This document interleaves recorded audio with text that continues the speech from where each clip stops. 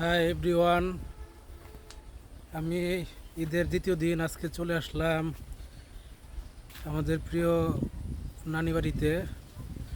নানি বাড়ি পুকুর পাড়ের সাইড দিয়ে হাঁটতেছি এখন।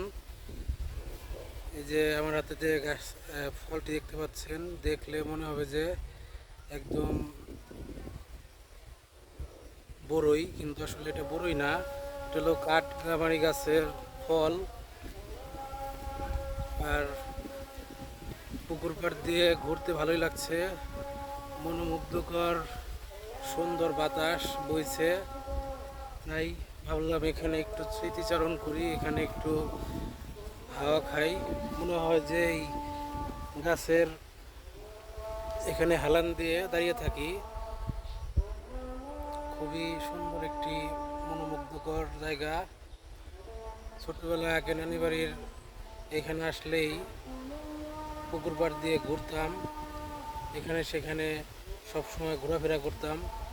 বিশেষ করে এই পুকুর পাড়ের চারপাশ দিয়ে প্রচুর অসংখ্য গাছ দেখতে পাচ্ছেন আমার পিছনে। ব্যাক ক্যামেরা দিয়ে আপনাদের দেখাচ্ছি। প্রচুর প্রচুর গাছ আর প্রচণ্ড বাতাস বইতেছে। বাতাসে মনটা জুড়িয়ে গেল। প্রচুর বাতাস বইতেছে।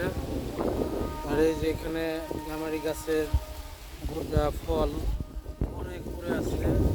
দেখে যে কেউ ফার্স্ট টাইম মনে করবে যে বড়ই, আমিও ফার্স্ট টাইম মনে করছিলাম, কিন্তু আসলে তা না।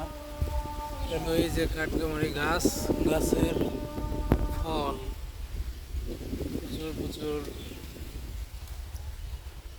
ফল পড়তেছে। এখান দিয়ে প্রচুর জঙ্গল, গাছগাছালি, এদিকে প্রচুর সৌন্দর্য। জঙ্গলের যে দৃশ্যটা আমার কাছে খুবই ভালো লাগতো ছোটোবেলা থেকেই। এই সবসময় নানি বাড়িতে আসলে পুকুর পাড়ে এসে বসে থাকি, এদিক দিয়ে ঘোরাফেরা করি, এদিকে ঘুরতে থাকি। এসে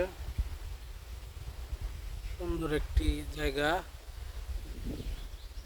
এই যে পুকুর পাড়ের সাইড দিয়ে দেখতে পাচ্ছেন অসংখ্য গাছ, বিভিন্ন রকমের, মনে হয় 1-150 রকমের গাছ হবে এখানে রয়েছে। মোটামুটি 1-150 রকমের গাছ, বিভিন্ন ফলের গাছ, কাঠের গাছ, নিম গাছ। এই যে আমার সামনেই নিম গাছ। নিম গাছ দিয়ে একটা মেসওয়াক বানাতে হবে।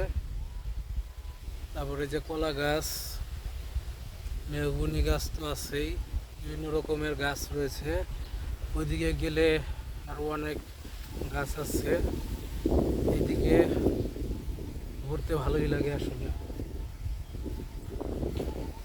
এদিক দিয়ে আম গাছ, কাঁঠাল গাছ ওদিক দিয়ে আছে।